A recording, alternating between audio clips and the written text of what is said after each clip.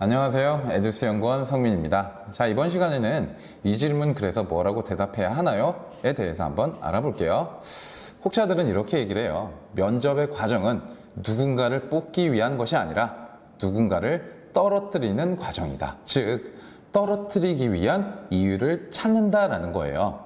뭐 떨어뜨리는 이유야 많겠죠. 네 생긴 게 마음에 안 들어. 또 목소리가 마음에 안 들어. 눈빛이 마음에 안 들어. 근데 얘네들은 굉장히 합리적인 명분이 될 수는 없겠죠. 제가 그래서 많이 뽑는 게 그런 거죠. 동문서답. 자, 예, 아니요로 대답을 해야 되는데 새로운 얘기를 하고 있어요. 맞죠? 혹은 1번, 2번을 얘기해야 되는데 3번이라는 나만의 보기를 만들어서 대답을 한다거나, 자, 혹은 자, 지금 이렇게 된 거는 내 탓이 아니라 제도나 사회 탓이다. 남 탓을 하는 경우죠.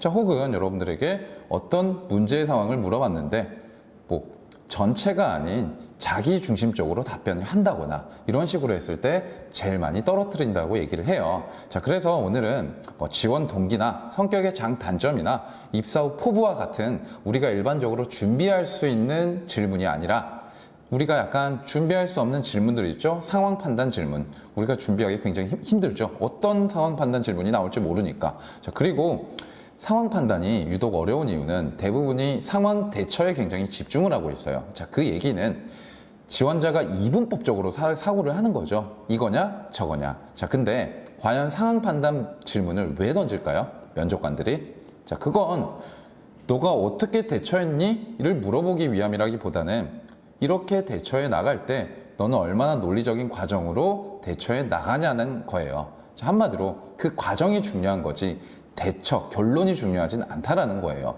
실제 여러분들 토론 면접 같은 경우에도 말 잘하는 친구들이 무조건 뽑혀야 되죠. 그죠? 획기적인 아이디어를 내고. 자, 근데 실제 그런 친구들이 합격하는 경우도 있지만, 근데 그런 친구들보다는 토론 면접에서 얼만큼 내가 잘 이끌어가고 융화돼서 화합할 수 있는지 그런 것들을 보고 있다라는 거죠. 즉, 과정을 본다라는 거예요. 자, 그러면 우리가 이런 상황 판단 질문에서 이 과정을 이끌어 나갈 때 꼭 기억해야 할 문제 해결의 로직 3가지를 제가 얘기를 드려볼게요. 자, 첫 번째, 문제 인식이에요. 그럼 여러분들 당연한 거 아니야? 자, 문제 인식은요, 우리가 올바른 답변을 하기 위한 첫 단계가 되겠죠. 면접관의 질문 의도를 정확하게 파악해야 돼요. 그러면 전부 다 면접관의 질문 의도를 정확하게 파악하는 게 뭐가 어려워? 자, 그럼 제가 예를 하나 들어볼게요. 여러분들 2번 면접에 갔어요. 그때 한 CEO가 나왔어요. 그리고는 이렇게 물어보죠. CEO인 나에게 책을 한 권 추천해 주겠는가? 라고 물어봐요. 자, 그럼 여러분은 뭐라고 대답을 할까요? 얼마 전에 읽었는데 제가 어떤 경영 방법론이라는 책을 읽었어요. 저 혹은 누군가의 끝없는 용기. 자, 이런 책을 추천해 주는 게 좋을까요? CEO인 그 사람에게. 그죠? 이건 생각해 보셔야겠죠. 자, 여러분들 문제를 인식한다라는 건 이 사람에 대해서, 면접관에 대해서 지위와 위치까지도 고려해서 대답을 해야 되는 거지. 밥 먹었니? 라고 묻는다 해서 네 라고 대답만 하면 안 된다라는 거예요. 이 사람이 왜 물어보는지 그 의도를 제대로 파악해야 된다라는 거죠. 그래서 첫 번째, 문제인식이 굉장히 중요하고요. 자, 두 번째, 자기 반성이에요. 자, 여러분들 모든 상황 대처에는 자기 반성이 꼭 필요해요. 역시나 제가 예를 한번 들어볼게요. 여러분이 예를 들어 은행에 일하고 있어요. 어떤 고객이 와서 100원짜리 동전 100개를 주면서 입금해 달라고 얘기를 해요. 자, 그래서 제가 카운터로 세보니까 99개밖에 안 돼요. 세 번 했는데 또 99개예요. 그럼 여러분들은 어떻게 대처를 하실 건가요? 첫 번째, 죄송하지만 고객님, 사실대로 보니까 이건 아닌 것 같아요. 99개밖에 없어요 라고 대답을 하실까요? 혹은 두 번째, 100원 정도니까 1개 정도인데 내 돈 채우지 뭐. 그렇게 생각할 수 있어요. 그래서 1번이나 2번을 답한다라고 칠게요. 그때 면접관이 다시 물어봐요. 만약에 네가 퇴근 후에 바닥에 떨어진 걸 발견했어. 그럼 어떡할래? 혹은 만약에 동전이 아니라 100억이야. 그 중에 99억밖에 없었어. 그러면 과연 우리가 1억을 채워 넣을 수 있었을까요? 그죠? 여러분들 어떤 상황 판단을 함에 있어서는 당연히 첫 번째 하셔야 되는 건 문제 인식이겠지만 두 번째는 자기 반성도 꼭 하셔야 된다는 거예요. 자, 그 다음 세 번째, 팀워크의 활용이죠. 여러분들 이런 얘기를 하죠. 아무리 어려운 문제도 선배가 해결하지 못한 건 지금까지 보지 못했다. 무조건 혼자 결정하기보단 팀의 협조를 받자라는 거죠. 자, 즉 회사의 시스템을 활용할 수 있다라는 거예요, 우리는.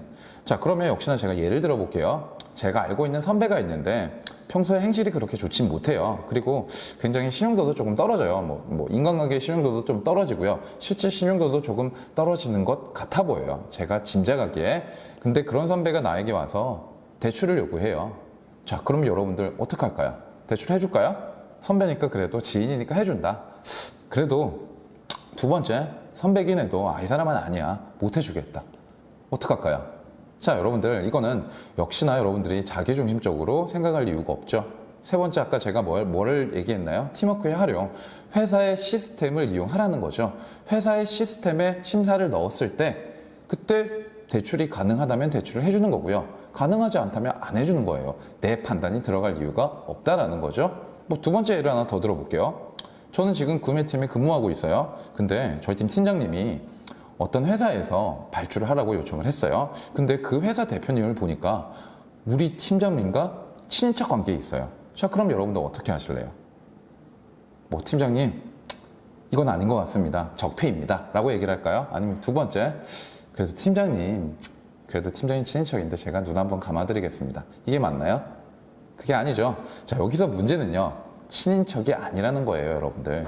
뭐야, 회사의 시스템을 활용해서 문제가 없다면 역시나 발주를 하는 거고요. 그게 아니라면 발주하지 않는 거라는 거죠. 자, 그래서 여러분들 문제 해결의 로직으로서 제가 세 가지를 말씀을 드렸어요. 첫 번째, 문제에 대한 인식. 두 번째, 자기 반성. 세 번째, 팀워크의 활용. 자, 이 세 가지를 여러분들이 세 가지를 모두 고려할 수 있다면 제일 좋겠지만 그게 안 되더라도 한 가지만이라도 꼭 고려를 하셔서 상황 판단 문제에서 질문에서 여러분들이 대답을 잘 해나가실 수 있을 거예요.